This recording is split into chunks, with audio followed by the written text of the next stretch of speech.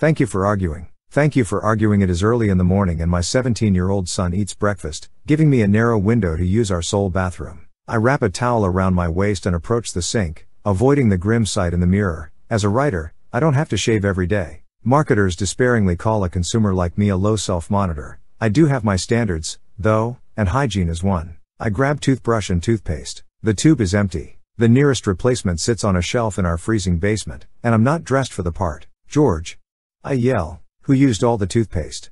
A sarcastic voice answers from the other side of the door. That's not the point, is it, Dad? George says, the point is how we're going to keep this from happening again. He has me. I have told him countless times how the most productive arguments use the future tense, the language of choices and decisions. You're right, I say. You win. Now will you please get me some toothpaste? Sure.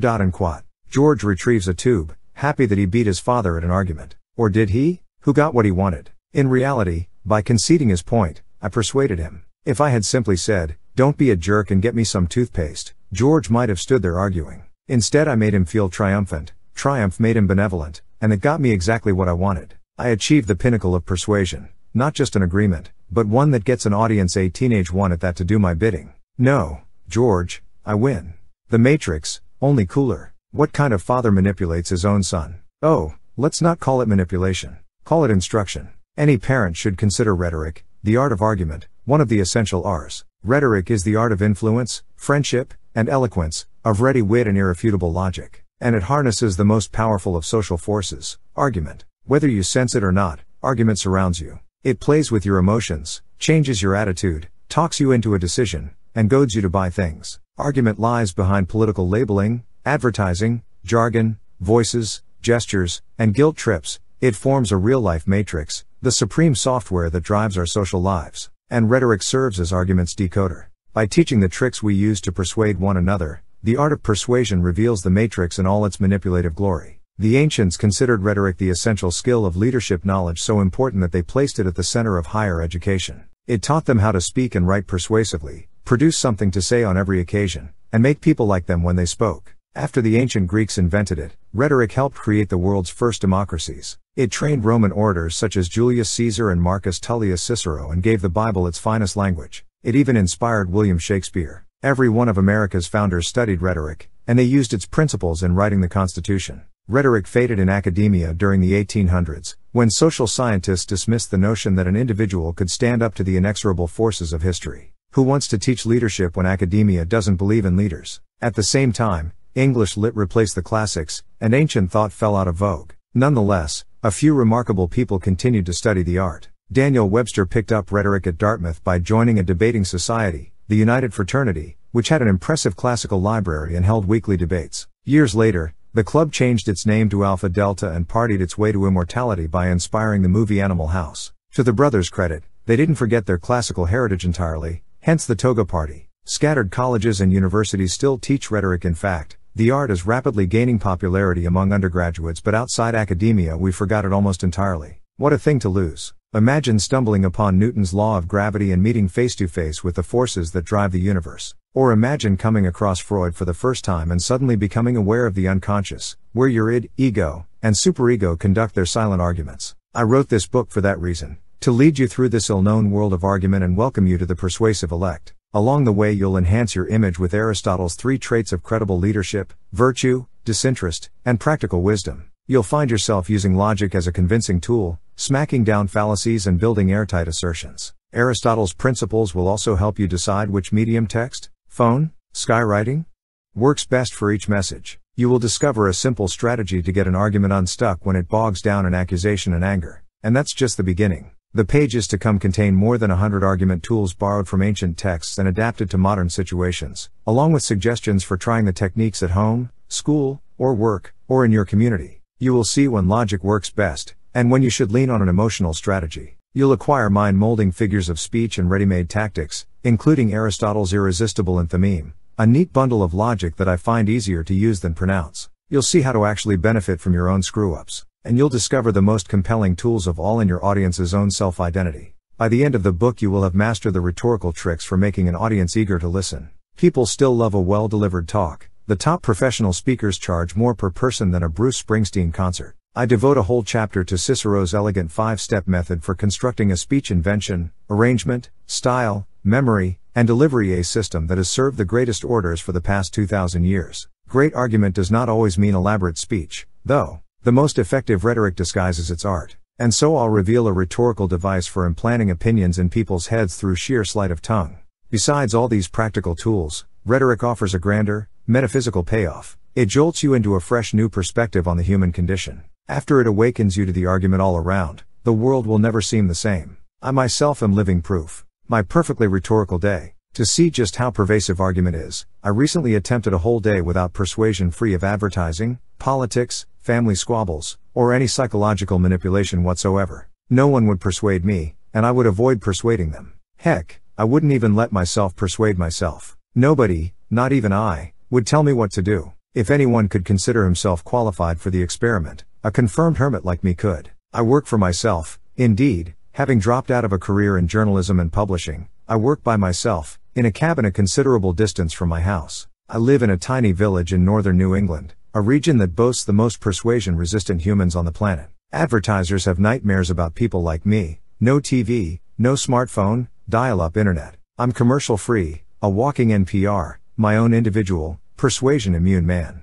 As if. My wristwatch alarm goes off at 6. I normally use it to coax myself out of bed, but now I ignore it. I stare up at the ceiling, where the smoke detector blinks reassuringly. If the smoke alarm detected smoke, it would alarm, rousing the heaviest sleeper. The philosopher Aristotle would approve of the smoke detector's rhetoric. He understood the power of emotion as a motivator. For the time being, the detector has nothing to say. But my cat does. She jumps on the bed and sticks her nose in my armpit. As reliable as my watch and twice as annoying, the cat persuades remarkably well for 10 dumb pounds of fur. Instead of words she uses gesture and tone of voice, potent ingredients of argument. I resist stoically. No cat is going to boss me around this morning. The watch beeps again. I wear a Timex Ironman, whose name comes from a self-abusive athletic event. Presumably, if the watch works for a masochist who subjects it to 2 miles of swimming, 100 miles of biking, and 26.2 miles of running all in one day, it would work for someone like me who spends his lunch hour walking strenuously down to the brook to see if there are any fish. The ancient Romans would call the Ironman's brand appeal argumentum a fortiori, argument from strength. And quod. Its logic goes like this: if something works the hard way, it's more likely to work the easy way. Advertisers favor the argument from strength. Years ago, Life cereal ran an ad with little Mikey the fussy eater. His 2 older brothers tested the cereal on him, figuring that if Mikey liked it, anybody would.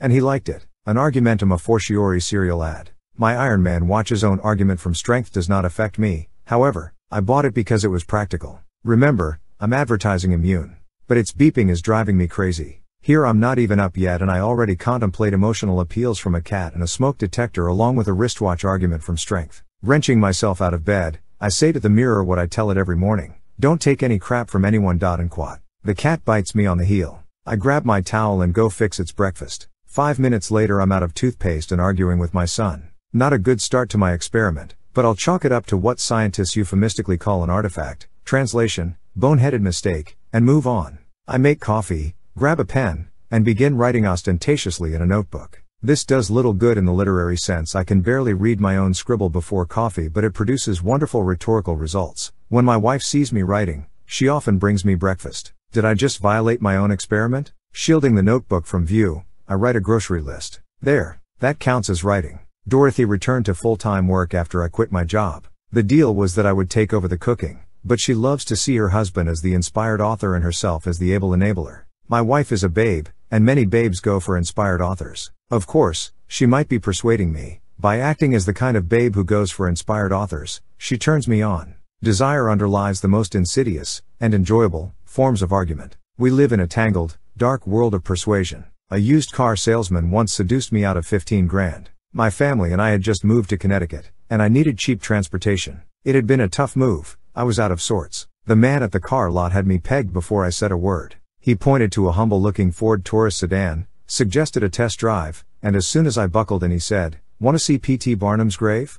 Of course I did. The place was awesome. We had to stop for peacocks, and brilliant green feral Peruvian parrots squawked in the branches of a huge fir tree. Opposite Barnum's impressive monument stood General Tom Thumb's marker with a life-size statue of the 26-inch millionaire. Enthralled by our test drive, I did everything else the salesman suggested, and he suggested I buy the Ford. It was a lemon. He sized me up and changed my mood. He beguiled me, and to tell you the truth, I enjoyed it. I had some misgivings the next morning, but no regrets. It was a consensual act. Which leads us to argument's grand prize, the consensus. It means more than just an agreement, much more than a compromise. The consensus represents an audience's common sense thinking. In fact, it is a common sense, a shared faith in a choice, the decision or action you want. And this is where emotional persuasion comes in. As St. Augustine knew, faith requires emotion. Persuasion is manipulation. Manipulation is half of argument, and therefore many of us understandably shy from it. But even Aristotle, that logical old soul, believed in the curative powers of persuasion.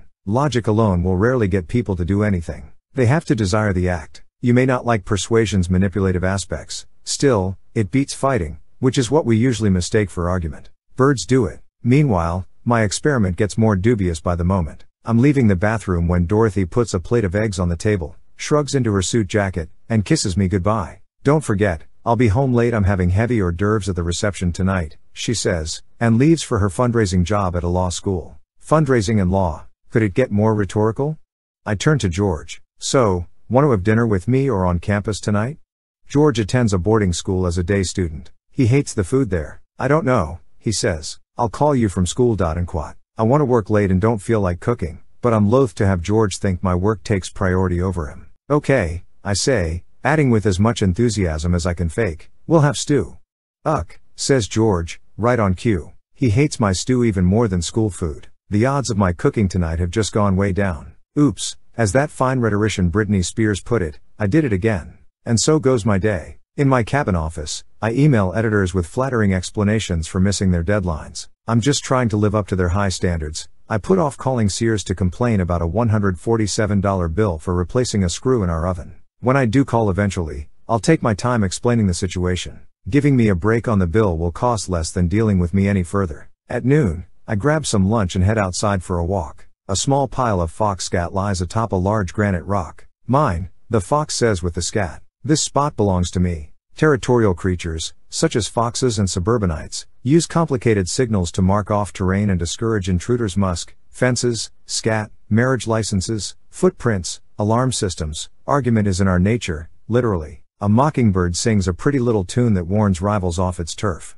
Without a pause it does the same thing in reverse, rendering a figure of speech called chiasmus. This crisscross figure repeats a phrase with its mirror image. You can take a boy out of the country, but you can't take the country out of a boy. I wasted time, and now time doth waste me. Our culture underrates figures, but only because most of us lack the rhetorical savvy to wield them. They can yield surprising power. John F. Kennedy deployed a chiasmus during his inaugural address. Ask not what your country can do for you, ask what you can do for your country, and thousands joined the Peace Corps. I fell in love with figures, and even launched a website, FigaroSpeech.com, devoted to them. Figures add polish to a memo or paper, and in day-to-day conversation they can supply ready wit to the most tedious conversations. The phone is ringing when I get back to my cabin. It's George calling to say he plans to eat at school. Yes, so I work late, rewarding myself now and then by playing computer pinball. I find I can sit still for longer stretches with game breaks. Is this persuasion? I suppose it is. My non-rhetorical day turned out to be pretty darn rhetorical, but nonetheless agreeable. I finally knock off work and head back to the house for a shower and shave, even though this isn't a shaving day. My wife deals with a lot of good-looking, well-dressed men, and now and then I like to make a territorial call, through grooming and clothing, to convince her she did not marry a bum. I pull on a cashmere sweater that Dorothy says makes my eyes look bedroomy and meet her at the door with a cold gin and tonic. Let the persuasion begin. Offense. 2. Set your goals. Cicero's lightbulb changed the audience's mood, mind, or willingness to act. Aphrodite spoke and loosened from her bosom the embroidered girdle of many colors into which all her allurements were fashioned. In it was love, and in it desire, and in it blandishing persuasion which steals the mind even of the wise. Homer. Back in 1974, National Lampoon published a parody comic book version of Plato's Republic. Socrates stands around talking philosophy with a few friends. Each time he makes a point, another guy concedes, yes, Socrates, very well put. In the next frame you see an explosive pow, and the opponent goes flying through the air. Socrates wins by a knockout. The Lampoon's Republic has some historical validity. Ancient Greeks, like argumentative nerds throughout the ages, loved to imagine themselves as fighters. But even they knew the real-life difference between fighting and arguing. We should, too. We need to distinguish rhetorical argument from the blame-shifting, he said, she said squabbling that defines conflict today. In a fight, Each disputant tries to win. In an argument, they try to win over an audience which can comprise the onlookers, television viewers, an electorate, or each other. This chapter will help you distinguish between an argument and a fight, and to choose what you want to get out of an argument. The distinction can determine the survival of a marriage, as the celebrated research psychologist John Gottman proved in the 1980s and 1990s. Working out of his love lab at the University of Washington, he and his assistants videotaped hundreds of married couples over a period of 9 years, poring over every tape and entering every perceived emotion and logical point into a database. They watched hours and days and months of arguments,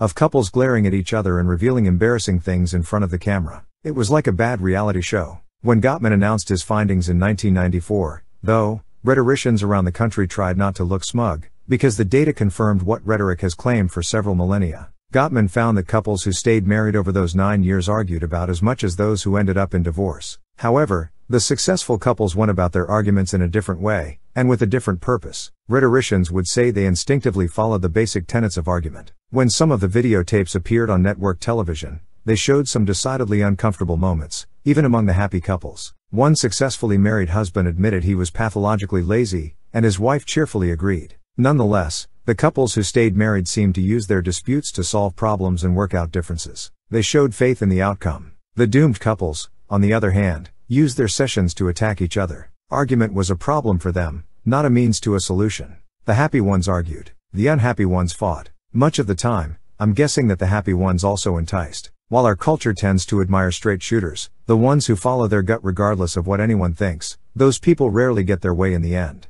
Sure, aggressive loudmouths often win temporary victories through intimidation or simply by talking us to exhaustion, but the more subtle, eloquent approaches lead to long-term commitment. Corporate recruiters will confirm this theory. There are a few alpha types in the business world who live to bully their colleagues and stomp on the competition. But if you ask headhunters what they look for in executive material, they describe a persuader and team builder, not an aggressor. You succeed in an argument when you persuade your audience. You win a fight when you dominate the enemy. A territorial dispute in the backseat of a car fails to qualify as argument, for example, unless each child makes the unlikely attempt to persuade instead of scream. I see your point, sister. However, have you considered the analogy of the international frontier?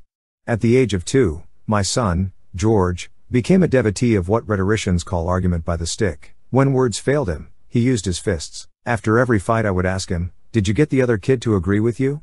For years he considered that to be a thoroughly stupid question, and maybe it was. But eventually it made sense to him. Argument by the stick fighting is no argument. It never persuades, it only inspires revenge or retreat. In a fight, one person takes out his aggression on another. Donald Trump was fighting when he said of Rosie O'Donnell, I'd look at her right in that fat, ugly face of hers, I'd say, "Rosie, you're fired." On the other hand, when George Foreman tries to sell you a grill, he makes an argument. Persuasion that tries to change your mood, your mind, or your willingness to do something. Homer Simpson offers a legitimate argument when he demonstrates our intellectual superiority to dolphins. Don't forget we invented computers, leg warmers, bendy straws, peel and eat shrimp, and the pudding cup. Mariah Carey pitches an argument when she sings "We Belong Together" to an assumed ex-boyfriend. She tries to change his mind, and, judging by all the moaning in the background, get some action. Taylor Swift ungrammatically telling Katy Perry "We got bad blood." Fight. Business proposal. Argument. Bernie Sanders saying Republicans have declared war on the middle class. In fact, anyone who deploys the war metaphor. Fight. Yogi Berra saying, "It's not the heat, it's the humility." Argument. The basic difference between an argument and a fight. An argument, done skillfully, gets people to want to do what you want. You fight to win, you argue to achieve agreement. That may sound wimpy. Under some circumstances, though, argument can take a great deal of courage. It can even determine a nation's fate. Ancient rhetoricians dreaded most the kind of government led by a demagogue, a power-mad dictator who uses rhetorical skills for evil. The last century shows how right the ancients were. But the cure for the dark side of persuasion, they said, is the other side. Even if the stakes aren't quite as high, if the evildoer is a rival at work or a wacky organization on campus, your rhetorical skills can balance the equation. But rhetoric offers a more selfish reason for arguing. Learn its tools and you'll become the face to watch, the rising star. You'll mold the minds of men and women to your will, and make any group yield to the dominion of your voice. Even more important, you'll get them to want to yield, to commit to your plan, and to consider the result a consensus. You will make them desire what you desire, entice them into a consensual act. How to beguile a cop. A police patrol stops you on the highway and you roll your window down. You, "What's wrong, officer?" Cop, "Did you know that the speed limit here is 50? You, "How fast was I going?" Cop, 55. The temptation to reply with a snappy answer is awful. You, whoa, lock me up. And indeed the satisfaction might be worth the speeding ticket and risk of arrest. But rewind the scene and pause it where the cop says 55. Now set your personal goal. What would you like to accomplish in this situation? Perhaps you would like to make the cop look like an idiot. Your snappy answer accomplishes that, especially if you have passengers for an audience. Good for you. Of course, the cop is unlikely to respond kindly. The result will be a fight, and you are the likely loser. How about getting him to apologize for being a martinet? Sorry. You have to set a realistic goal. Judge Judy and Daniel Webster combined could not get this cop to apologize. Instead, suppose we set as your personal goal the avoidance of a ticket. Now, how are we to do that? To win a deliberative argument, don't try to outscore your opponent. Try instead to get your way. It's unlikely that your opponent knows any rhetoric. He probably thinks that the sole point of an argument is to humiliate you or get you to admit defeat. This cognitive dissonance can be useful. Your opponent's aggressiveness makes a wonderful argument tool. Does he want to score points? Let him score points. All you want to do is win to get your audience to accept your choice or do what you want it to do. People often win arguments on points, only to lose the battle. Although polls showed that Barack Obama and Mitt Romney scored a tie during their 3 debates, Romney's popularity spiked.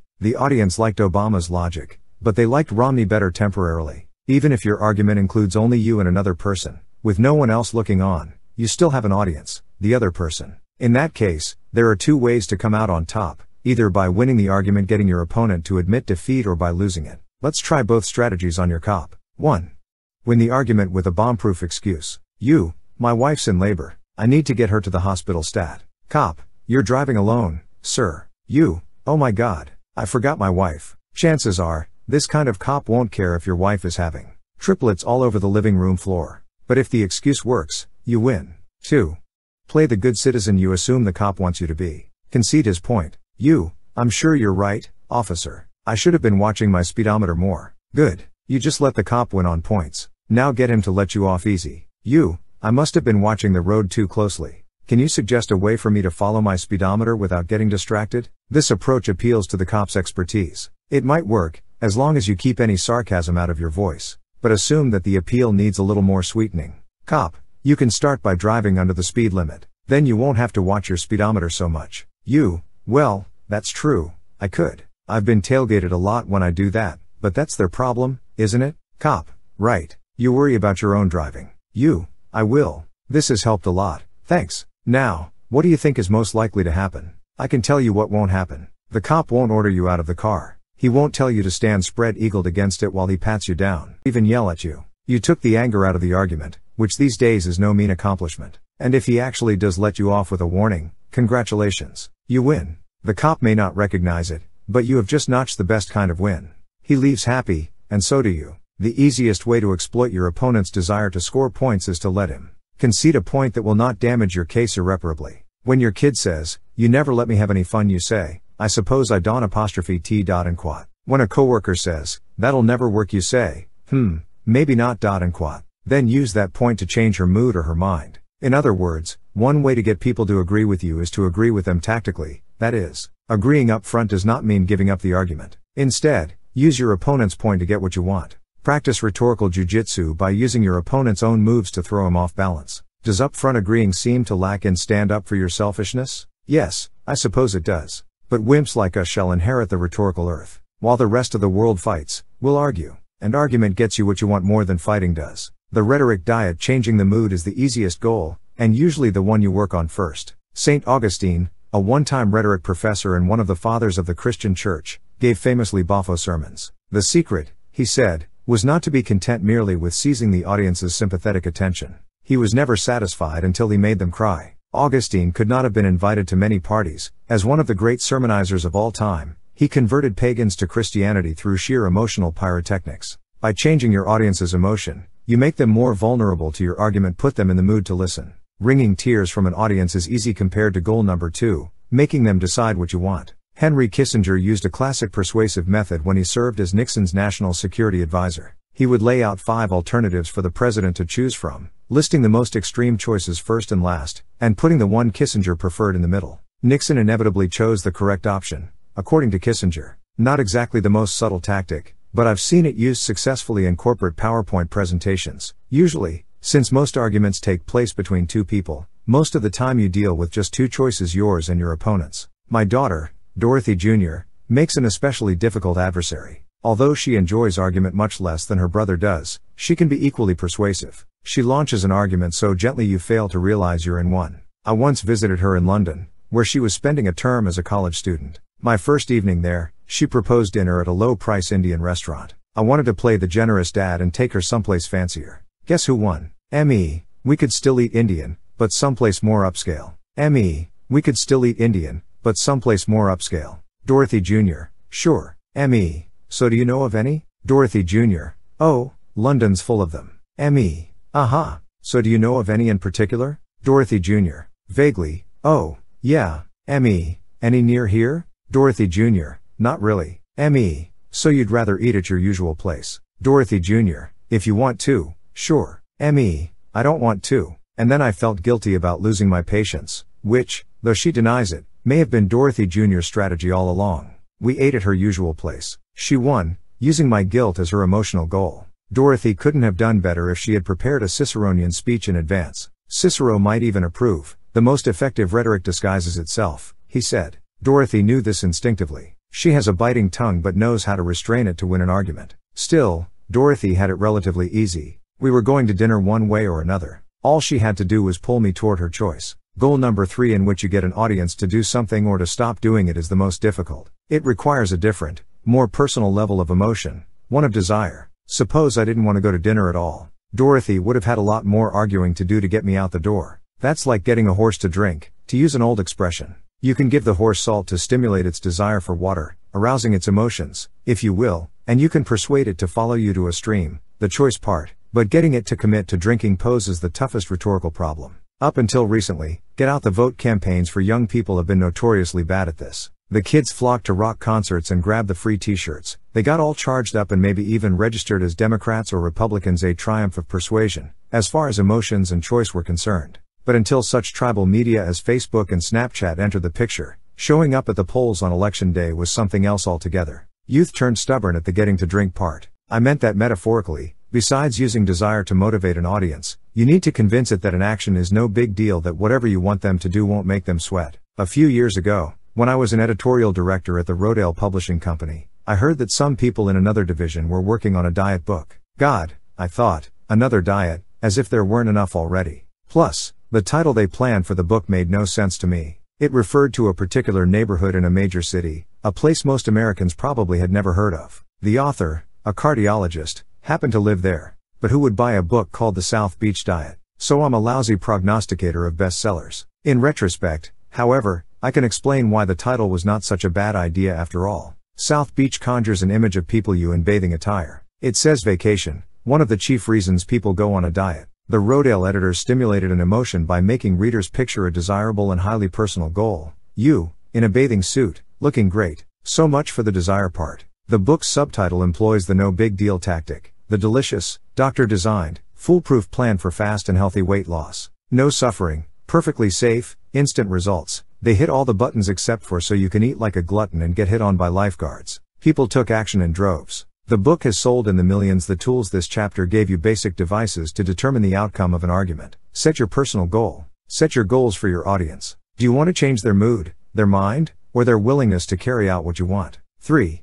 Control the tense. Orphan Annie's Law. The 3 basic issues of rhetoric deal with time. Marge, Homer, it's very easy to criticize Homer, and fun, too. The Simpsons. You have your personal goal, what you want out of the argument, and your audience goals, mood, mind, action. Now, before you begin arguing, ask yourself one more question. What's the issue? According to Aristotle, all issues boil down to just 3. The Greeks were crazy about that number. Blame, values, choice. You can slot any kind of issue involving persuasion into one of these categories. Who moved my cheese? This, of course, is a blame issue. Who done it? Should abortion be legal? Values. What's morally right or wrong about letting a woman choose whether or not to end the budding life inside her own body? My choice of words implies the values each side holds: a woman's right to her own body, and the sanctity of life. Should we build a plan in Detroit? Choice. To build or not to build, Detroit or not Detroit. Should Angelina Jolie and Brad Pitt have split up? Values, not moral ones, necessarily, but what you and your interlocutor value.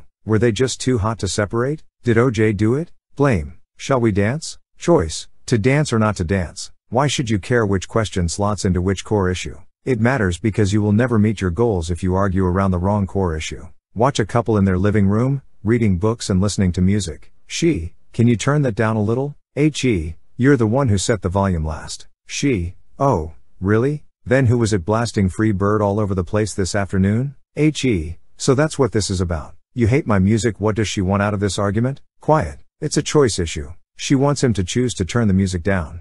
But instead of choices, the argument turns to blame, then values blame. You're the one who set the volume last. Values, so that's what this is about. You hate my music. It's hard to make a positive choice about turning the volume knob when you argue about a past noise violation and the existential qualities of Free Bird. And quote. The examples I gave of the core issues blame, values, and choice show a certain pattern. The blame questions deal with the past. The values questions are in the present tense. And the choice questions have to do with the future. Blame equals past, values equals present, choice equals future. If you find an argument spinning out of control, try switching the tense. To pin blame on the cheese thief, use the past tense. To get someone to believe that abortion is a terrible sin, use the present tense. The future, though, is the best tense for getting peace and quiet in the living room. Aristotle, who devised a form of rhetoric for each of the tenses, liked the future best of all. The rhetoric of the past, he said, deals with issues of justice. This is the judicial argument of the courtroom. Aristotle called it forensic rhetoric, because it covers forensics. Our music-challenged couple uses the past tense for blaming each other. He,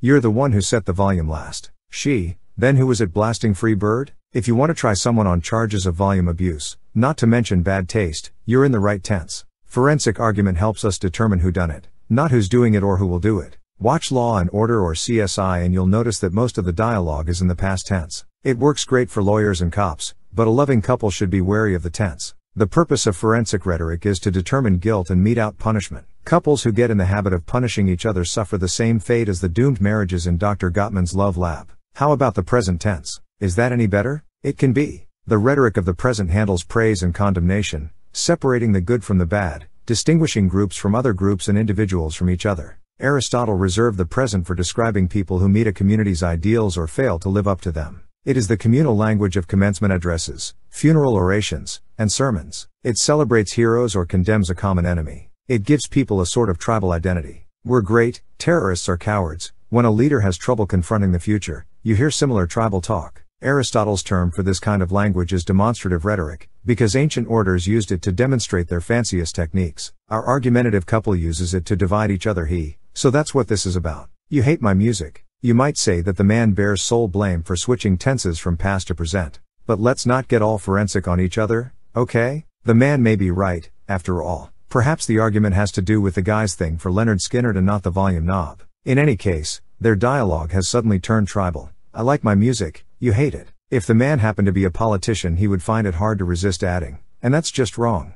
We use the present tense to talk about values. That is wrong. This is right. Detesting Free Bird is morally wrong. If you want to make a joint decision, you need to focus on the future. This is the tense that Aristotle saved for his favorite rhetoric. He called it deliberative because it argues about choices and helps us decide how to meet our mutual goals. Deliberative argument's chief topic is the advantageous according to Aristotle. This is the most pragmatic kind of rhetoric. It skips right and wrong, good and bad, in favor of expedience. Present tense, demonstrative, rhetoric tends to finish with people bonding or separating. Past tense, forensic, rhetoric threatens punishment. Future tense, deliberative, argument promises a payoff. You can see why Aristotle dedicated the rhetoric of decision-making to the future. Our poor couple remains stranded in the present tense, so let's rewind their dialogue and make them speak deliberatively in the future tense. That is, she, can you turn that down a little? He, sure, I'd be happy to. Wait, shouldn't he say, I'll be happy to? I will not, I would? Well, sure, you're probably right.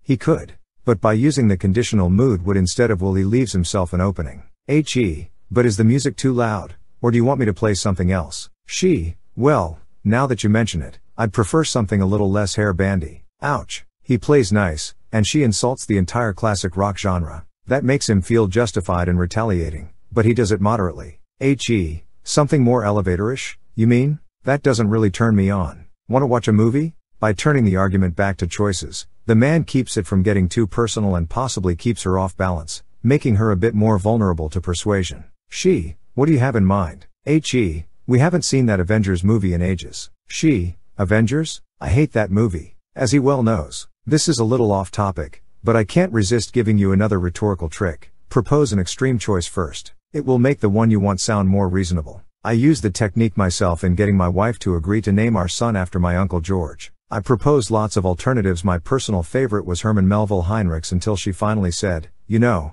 George doesn't really sound that bad." And quat. I kissed her and told her how much I loved her, and notched another argument on my belt. Back to our couple. Well, then, how about Titanic? He knows she would prefer a different movie. She gets seasick easily, but it doesn't sound that bad after the first choice. Okay, Titanic it is, which happens to be the movie he wanted in the first place. The distinctions between the three forms of rhetoric can determine the success of a democracy, a business, or a family. Remember the argument I had with my son, George, who used all the toothpaste. George, that's not the question, is it, Dad? The question is, how are we going to keep it from happening again? Sarcasm aside, the kid deserves credit for switching the rhetoric from past to future, from forensic to deliberative. He put the argument in decision-making mode. What choice will give us the best advantage for stocking an endless supply of toothpaste? Annie's pretty sure bet. Hold on. The future sounds lovely, but isn't civil discourse supposed to be about sticking to the facts? The future has no facts, right? Doesn't it simply speculate? Correct. Facts do not exist in the future. We can know that the sun came up yesterday and that it shines now, but we can only predict that the sun will come up tomorrow. When little orphan Annie sings the god-awful Tomorrow song, she doesn't make a fact-based argument, she bets. Like a proper Aristotelian, Annie even admits the case. Bet your bottom dollar that tomorrow there'll be sun.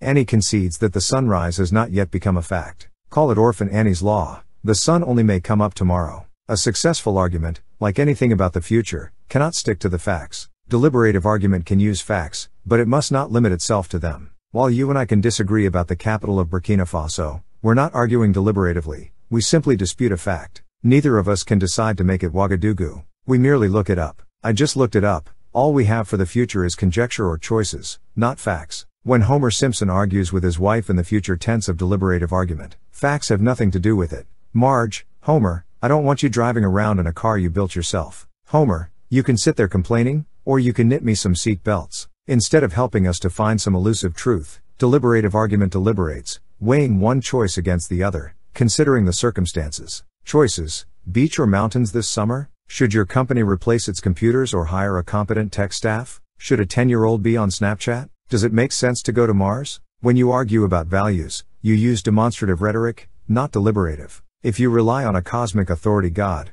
or Beyoncé, then the audience has no choice to make. Eternal truths will answer these. Is there a God? Is homosexuality immoral? Is capitalism bad? Should all students know the 10 Commandments? In each case the argument has to rely on morals and metaphysics, and it takes place mostly in the present tense, the language of demonstrative rhetoric. It can be particularly maddening in a marital dispute, because it comes across as preachy. Demonstrative rhetoric is the rhetoric of preachers, after all. Besides, it is far more difficult to change someone's values than to change her mind. After all, eternal truths are supposed to be eternal. Caller: I don't know much about the Democrats, but candidate M is a jerk. Next caller: I'm unbelievably angry at that caller. If she saw what a good Christian candidate M is, she'd shut her mouth. Host: put her in a burqa, baby. Practical concerns are open to deliberative debate. Because deliberation has to do with choices, everything about it depends on the circumstances, the time, the people involved, and whatever public you mean when you talk about public opinion.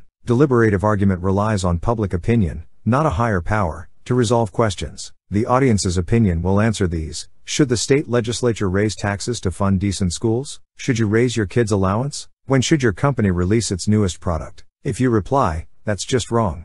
To an argument, you use demonstrative, values rhetoric. If you reply, on the other hand, then your argument has a chance of making a choice. Father: our kid could break her neck on those old monkey bars. Mother: on the other hand, she may not. Besides, the coordination she learns might prevent future accidents. And it might not. Choices are full of these what-if scenarios, and deliberative discourse deals with their probabilities. In The Simpsons, an endless source of rhetorical material, Ned Flanders, a born-again Christian, attacks Moe the bartender with demonstrative, present-tense rhetoric, and Moe makes a weak attempt at the conjectural language of deliberative rhetoric. Ned Flanders: you ugly, hate-filled man. Moe: hey, I may be ugly, and I may be hate-filled, but...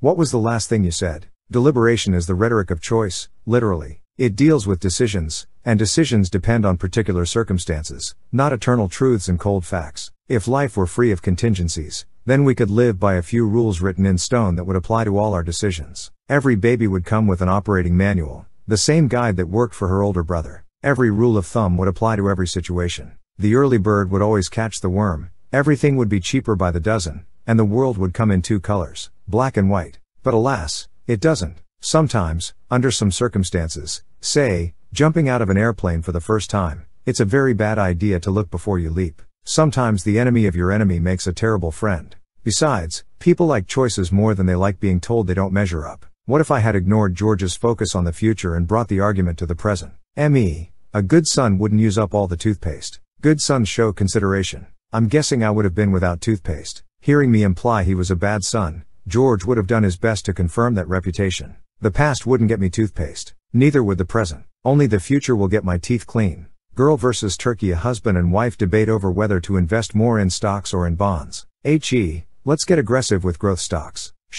The experts predict the market will tank this year. I say we stay conservative. Why argue? Because they can't predict the economic future. They can only take their best guess today. What would that argument look like in the present tense? My dad always said blue chips are the way to go. That's the right kind of investment. Well, that's just wrong. My astrologer says blue chips are evil. The same couple argues over whether to provide orthodontia for their 10-year-old. Straight teeth will be good for his self-esteem. Yeah, but if we put the money into a college fund, we'll have a debt-free college graduate. A buck-toothed college graduate. Is there a right choice? Maybe. But they don't know what it is and have to make a decision nonetheless. These questions deal with probabilities, not facts or values. Suppose your Uncle Randy decides to divorce your aunt on their 30th anniversary so he can marry a surfing instructor he met at Club Med. You have two issues here, one moral and the other practical. The moral issue is inarguable by our definition. Your uncle is either wrong or right. You could remind him that he is breaking a wonderful woman's heart, but you would be sermonizing, not arguing. You could threaten to bar him from Thanksgiving dinner, but that would be coercion, not argument, assuming he would prefer your turkey to a cruise buffet with his Club Med hottie. The practical, debatable issue in your uncle's case deals with the likely consequences of ditching your aunt for the trophy wife. She'll leave you within the year, and you'll be lonely and miserable forever. Uncle, no she won't. And a young woman will make me feel younger, which means I'll live longer. Which prediction is true? Neither of you has a clue. But Uncle Randy might persuade you that he has good practical reasons for remarrying. Will he ever convince you that he is morally in the right? Not a chance. Morals are inarguable in deliberative rhetoric. Arguments rule number 1. Never debate the undebatable. Instead, focus on your goals. The next chapter tells you how to achieve them. The tools we expect our arguments to accomplish something. You want a debate to settle an issue, with everyone walking away in agreement with you. This is hard to achieve if no one can get beyond who is right or wrong, good or bad. Why do so many arguments end up in accusation and name-calling? The answer may seem silly, but it's crucial. Most arguments take place in the wrong tense. Choose the right tense. If you want your audience to make a choice, focus on the future. Tenses are so important that Aristotle assigned a whole branch of rhetoric to each one. We'll get into tenses in much greater detail in the chapters to come. You'll see how you can use values to win an argument about choices. Meanwhile, remember these tools. Control the issue. Do you want to fix blame? Define who meets or abuses your common values? Or get your audience to make a choice? The most productive arguments use choice as their central issue. Don't let a debate swerve heedlessly into values or guilt. Keep it focused on choices that solve a problem to your audiences, and your advantage. Control the clock. Keep your argument in the right tense. In a debate over choices, make sure it turns to the future. 4. Soften them up. At the age of 7, my son, George, insisted on wearing shorts to school in the middle of winter. We live in icy New Hampshire, where playground snow has all the fluffy goodness of ground glass. My wife launched the argument in the classic family manner. You talk to him, she said. So I talked to him. Being a student of rhetoric, I employed Aristotle's 3 most powerful tools of persuasion. Argument by character, argument by logic, argument by emotion. In this chapter you will see how each of these tools works, and you'll gain some techniques: the persuasive use of decorum, argument jujitsu, tactical sympathy that will put you well on the way to becoming an argument adept. The first thing I used on George was argument by character. I gave him my stern father act. You have to wear pants, and that's final. George, why? Because I told you to, that's why. But he just looked at me with tears in his eyes. Next, I tried reasoning with him, using argument by logic. Pants will keep your legs from chapping. You'll feel a lot better. George, but I want to wear shorts, so I resorted to manipulating his emotions. Following Cicero, who claimed that humor was one of the most persuasive of all rhetorical passions, I hiked up my pant legs and pranced around. Do-do-do, look at me, Here I go off to work wearing shorts, don't I look stupid? George, yes. Continues to pull shorts on, me. So why do you insist on wearing shorts yourself? George, because I don't look stupid. And they're my legs. I don't mind if they get chaffed. Me. Chapped. Superior vocabulary and all. I seem to be losing my case. Besides, George was making his first genuine attempt to argue instead of cry. So I decided to let him win this one. Me. All right. You can wear shorts in school if your mother and I can clear it with the authorities. But you have to put your snow pants on when you go outside. Deal? George, deal. He happily fetched his snow pants, and I called the school. A few weeks later the principal declared George's birthday shorts day. She even showed up in culottes herself. It was mid-February. Was that a good idea? For the sake of argument and agreement, I believe it was. Aristotle's big three. I used my best arguments by character, logic, and emotion. So, how did George still manage to beat me? By using the same tools. I did it on purpose, and he did it instinctively. Aristotle called them logos, ethos, and pathos, and so will I, because the meanings of the Greek versions are richer than those of the English versions. Together they form the three basic tools of rhetoric. Logos is argument by logic. If arguments were children, logos would be the brainy one, the big sister who gets top grades in high school. Logos isn't just about following rules of logic, it's a set of techniques that use what the audience is thinking. Ethos, or argument by character, employs the persuader's personality, reputation, and ability to look trustworthy. While logos sweats over its GPA, ethos gets elected class president. In rhetoric, a sterling reputation is more than just good, it's persuasive. I taught my children that lying isn't just wrong, it's unpersuasive. An audience is more likely to believe a trustworthy persuader, and to accept his argument. A person's life persuades better than his words, said one of Aristotle's contemporaries. This remains true today. Rhetoric shows how to shine a flattering light on your life. Then you have pathos, or argument by emotion, the sibling the others disrespect but who gets away with everything.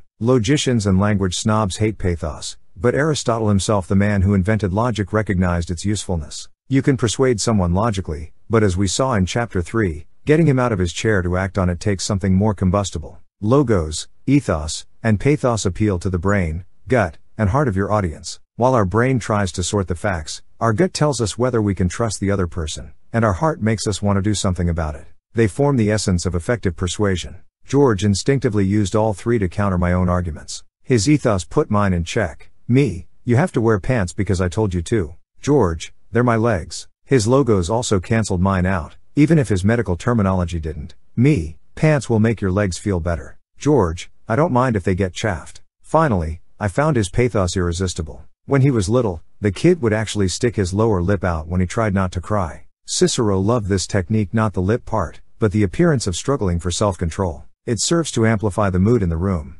Cicero also said a genuine emotion persuades more than a faked one, and George's tears certainly were genuine. Trying not to cry just made his eyes well up more. I wish I could say my pathos was as effective, but George failed to think it funny when I hiked my pants up. He just agreed that I looked stupid. I had been studying rhetoric pretty intensively at that point, and to be thrown to the mat by a 7-year-old was humiliating. So was facing my wife afterward. Dorothy S.R., so did you talk to him? M.E. Yeah, I handled it. George picked that moment to walk into the room with his shorts on. Dorothy S.R., a deal, which somehow allows him to wear shorts to school. M.E. I told you, I handled it. So what if his legs looked like stalks of rhubarb when he came home? While I was moderately concerned about the state of his skin, and more apprehensive about living up to Dorothy's expectations, neither had much to do with my personal goal, to raise persuasive children. If George was willing to put all he had into an argument, I was willing to concede. That time, I like to think, we both won. In high school he expressed his individuality in the opposite way. He wore ties to school, and even pants. Logos, pathos, and ethos usually work together to win an argument. Debates with argumentative 7-year-olds accepted.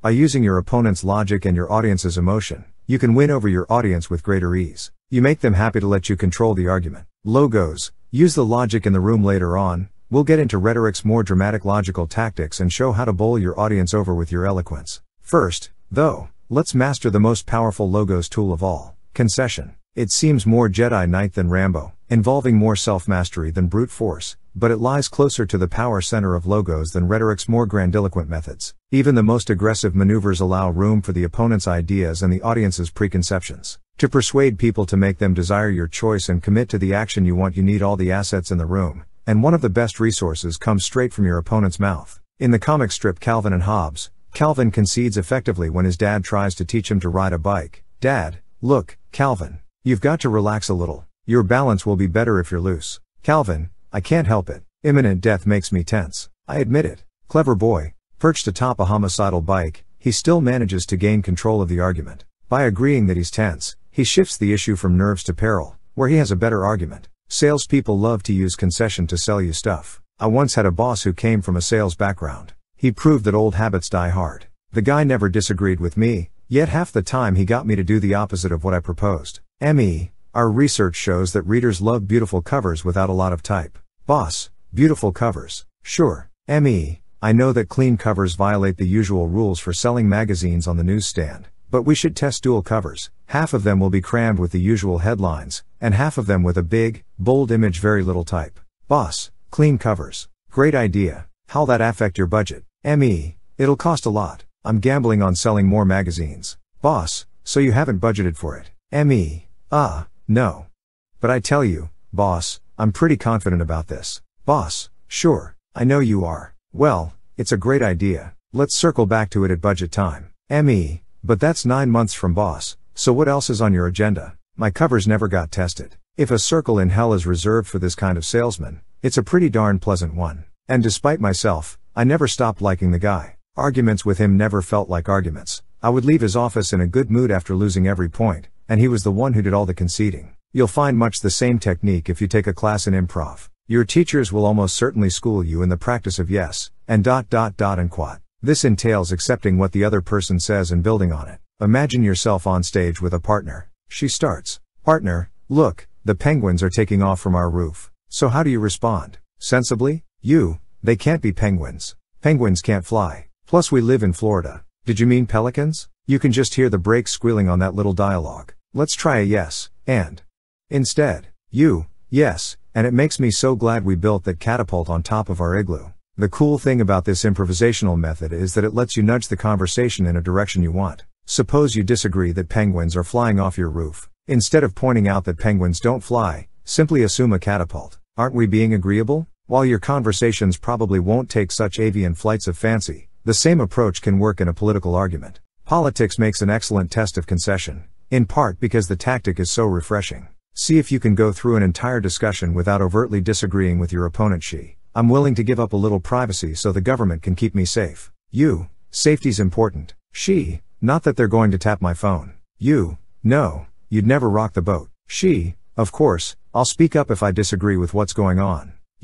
I know you will. And let the government keep a file on you. You may see a little smoke come out of your friend's ears at this point. Do not be alarmed, it's simply a natural sign of mental gears being thrown in reverse. The Greeks loved concession for this very reason. It lets opponents talk their way right into your corner. But there's something bigger to concession. It's essential to what I call agreeability. By arguing without appearing to argue, agreeability takes anger out of confrontation, and it helps change a fight into an argument. Agreeability requires getting inside your opponent's head. You may find that argumentative brain a pretty messy place, but every head has its attractive parts. Which is the greatest thing about concession and agreeability? Ultimately, it's an act of sympathy. Pathos. Start with the audience's mood. Sympathize. Align yourself with your listener's pathos. Don't contradict or deny the mood. Instead, rhetorical sympathy shows its concern, proving, as President George H.W. Bush put it, I care. And quat. So when you face that angry man, look stern and concerned. Do not shout, whoa, decaf. When a little girl looks sad, sympathy means looking sad, too. It does not mean chirping, cheer up. This reaction to the audience's feelings can serve as a baseline, letting them see your own emotions change as you make your point. Cicero hinted that the great orator transforms himself into an emotional role model, showing the audience how it should feel. Little girl, I lost my balloon. Did you? Little girl cries louder. Still trying to look sad while yelling over the crying. What's that you're holding? Little girl, my mom gave me a dinosaur. Cheering up, a dinosaur. Being a naturally sympathetic type, my wife is especially good at conceding moods. She has a way of playing my emotion back so intensely that I'm embarrassed I felt that way. I once returned home from work angry that my employer had done nothing to recognize an award my magazine had won. Dorothy S.R., not a thing? Not even a group email congratulating you? M.E. No. Dorothy S.R., they have no idea what a good thing they have in you. M.E. Well.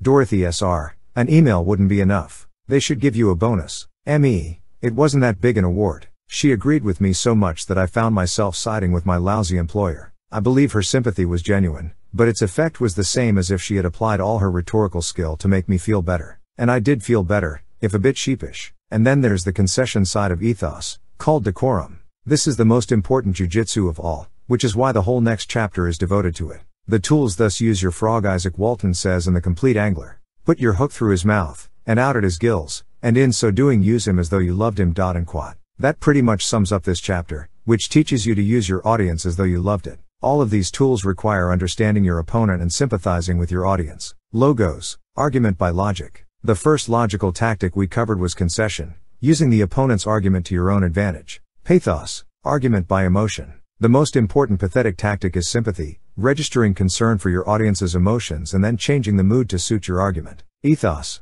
Argument by character. Aristotle called this the most important appeal of all, even more than logos. Logic, emotion, and character are the megatools of rhetoric. You're about to learn specific ways to wield each one. Read on.